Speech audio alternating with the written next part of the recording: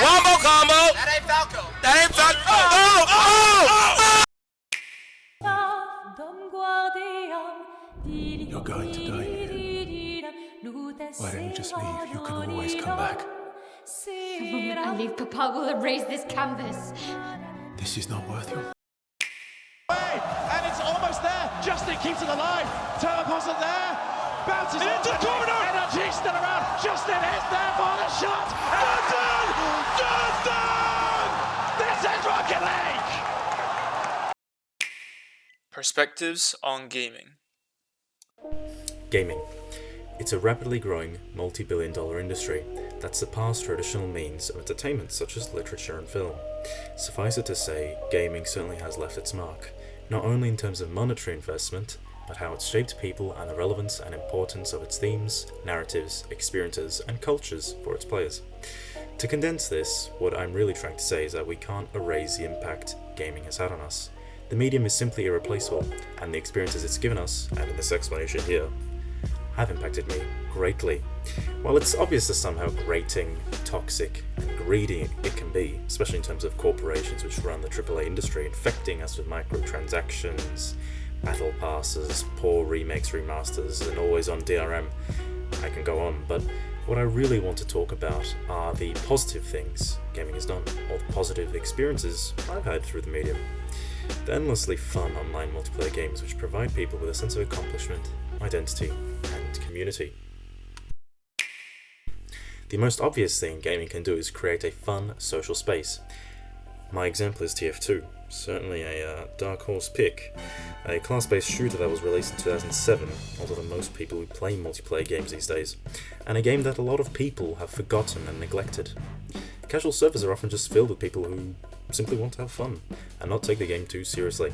The gameplay you're currently watching is my own that I recorded recently, and this gameplay is just a snippet of my entire playtime of this game.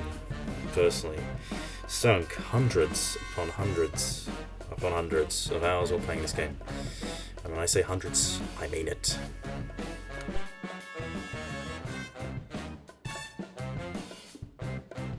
The game is fairly silly in of itself, considering all the classes have their own unique, outlandish, and stereotypical, well, funny traits.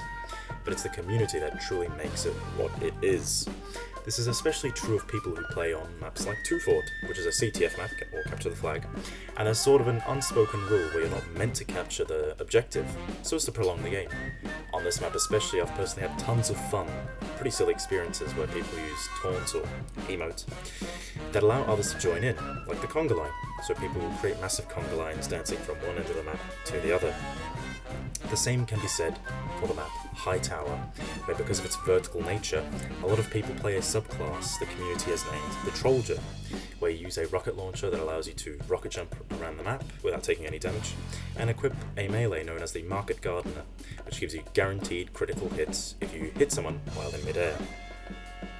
As user Gale_RZ on Reddit discovered, Trolldier has its own funny moments, much like the rest of the game, luckily getting a crit after the enemy soldier made him go airborne.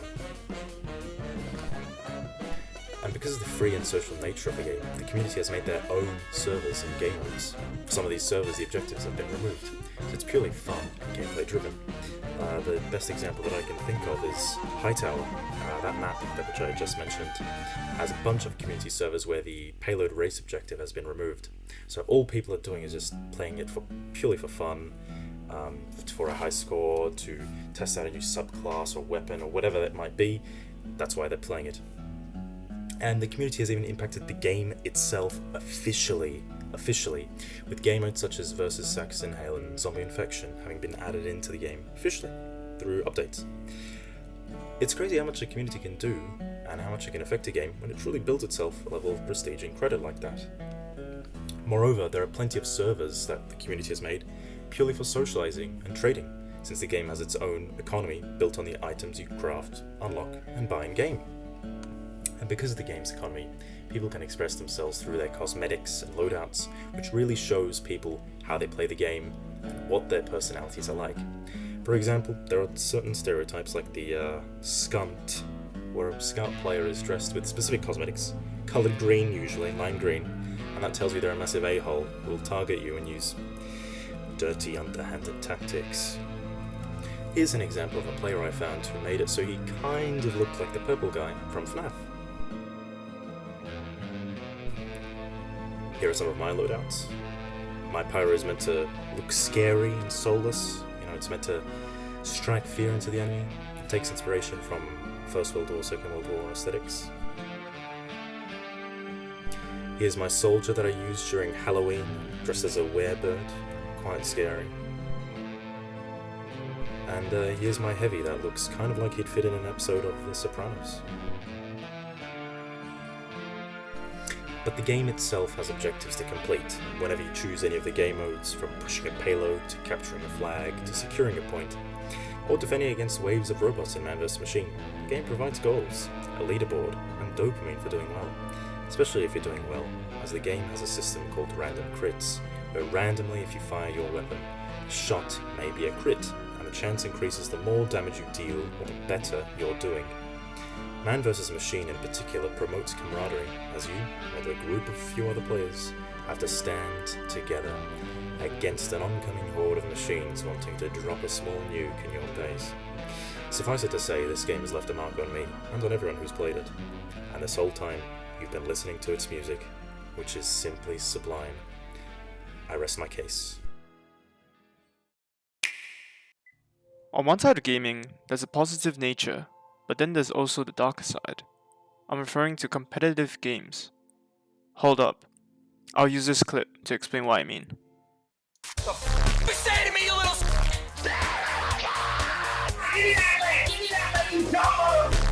I'm taking a cigarette break. I hate this game. Oh my god. I can't play with you. I cannot play with that brain. Your life is nothing. You serve zero purpose. You're so bad. You're so bad. This guy doesn't deserve this. I'm right here. I'm right here. I'm right here. Nano. Oh my god. From the clips, it shows a comedic perspective of what competitive games feel like in a nutshell.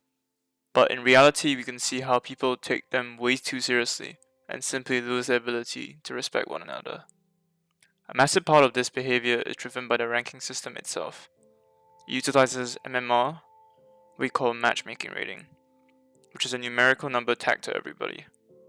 Hidden behind the scenes that indicates your skill level and essentially puts you in a rat race against everyone else to see who's the best. The higher the MMR, the higher the rank, and the difficulty of opponents you face up against. On the surface, you are chasing for a shiny public badge to display on your profile. But in reality, this is how competitive games manipulate players on a deeply psychological scale. Weaponizing an addiction-inducing loop built on the illusion that a higher digital rank equals real-world prestige. Suddenly, clinical metrics like kills, deaths, or performance points start mattering more to you than the actual joy of playing. You feel forced to execute every action perfectly. Every single mistake you or a teammate makes brings the threat of a loss closer, making failure feel incredibly heavy and terrifyingly tangible. You become emotionally tied to the software, playing as if your entire identity is on the line. And when that pressure peaks, genuine violent tendencies and aggressive outbursts can arise, driven entirely by the overpowering frustration of watching your dream rank slip away after hours of grueling effort. And so, people break down. They choose to release their bottled anger onto their own teammates, shifting the blame or actively throwing the match to regain a twisted sense of control. This toxic cycle isn't an anomaly.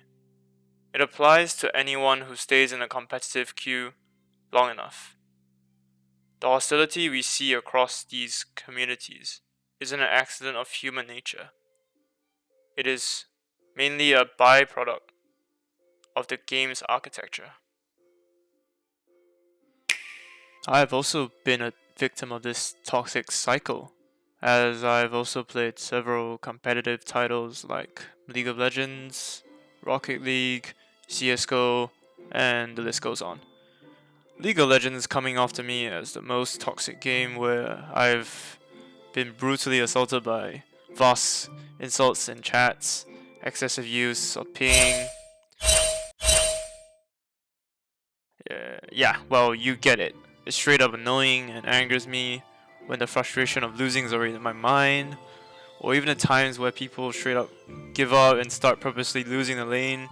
We call it inting. As example, we can see this guy running it down his lane, giving free gold to the enemy team instead of contributing to our game. It's really these kind of things that I face in each game on the climb to a higher rank that really makes this experience a lot worse. But people often ask me, why play if the game is so toxic and dreadful to play? Well, it might be the reality of competitive games in 2026, but it doesn't matter. It doesn't mean we can't have fun playing games. At least from my perspective. I found that it's more important to not care so much about all these metrics and comments online, as it's just a game at the end of the day, and your rank is just some pixels on the screen, and doesn't define who you are. So don't take it so seriously, and enjoy the moment of playing whatever game you desire. Oh yeah, and here's a list of all the sources we used.